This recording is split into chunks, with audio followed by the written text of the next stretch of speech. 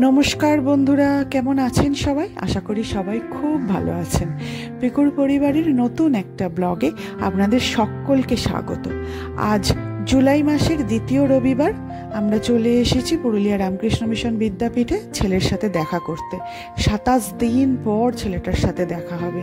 এর আগের দিন খুব কষ্ট হয়েছিল, ফিরে গেছি, মানে এসেছি ওকে রাখার জন্যে ব্যাগপত্র, ওর ঘরদোর গুছিয়ে, বিছানাপত্র গুছিয়ে টুছিয়ে দিয়ে আমরা 10:10 মধ্যে বেরিয়ে গেছি।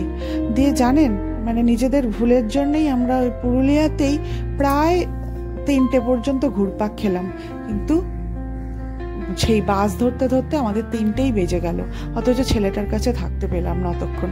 সারাদিনটা থাকতে দেয়, সেদিন 5টা অবধি থাকতে দেওয়ার কথা। এই যে গোলাপি ঘরটা দেখলেন, এইখানে যারা ওরা গান বাজনা তবলা আবৃত্তি প্র্যাকটিস করে, ভালোবাসে, তারা সব এইখানে ওরা প্র্যাকটিস করতে আসে। আমার ছেলের হারমোনিয়ামটাও এইখানেই রাখা আছে। একটা বেড়া ছিল মন্দিরের ওখানে, সেই বেড়াটা 9:15 খুললো। আবার এইখানে এসেছি, এইখানে একটা বেড়া, মানে বেশি আর কি, ভেতরে যাতে গার্জেনরা যেতে না পারে তার জন্য এখানে আরেকটা বেড়া দেয়া রয়েছে। তো আপনাদের জন্য একটুখানি ভিডিও শ্যুট করছি এদিক ওদিক। আর তার মাঝখানেই ছেলের বন্ধুরা আসছে। আন্টি কেমন আছো প্রণাম করছে। এই সমস্ত ছেলেরা খবর নেয়, যারা যারা খুব ক্লোজ আমাদের তারা তো অবশ্যই খবর নেয়, আর বারবার আন্টি কেমন আছো, আন্টি কেমন আছো করবে, আর প্রণাম করে জিজ্ঞাসা করবে। ওই দেখতে পাচ্ছি আমার ছেলেকে দূর থেকে আসছে, পিঠে ব্যাগ নিয়ে, হেলে দুলে আস্তে আস্তে লম্বা লম্বা পা ফেলে। 27 দিন পর ওর অভিব্যক্তিটা কেমন হয়, মুখের হাসিটা কেমন হয়, সেটা তুলে ধরার জন্যই এই ভিডিওটা করছি। দেখি মুখটা কেমন লাগে।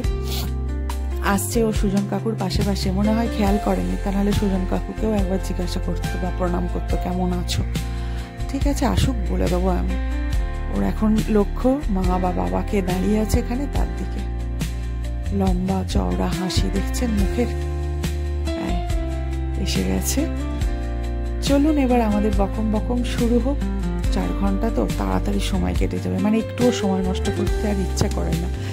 এবার আর ভিডিও নয়, একবার এই বেরোনোর সময় বাবার সাথে একটা ছবি তোলা হলো। কেমন লাগলো ভিডিওটা জানাবেন। সকলকে নমস্কার, সকলে ভালো থাকবেন।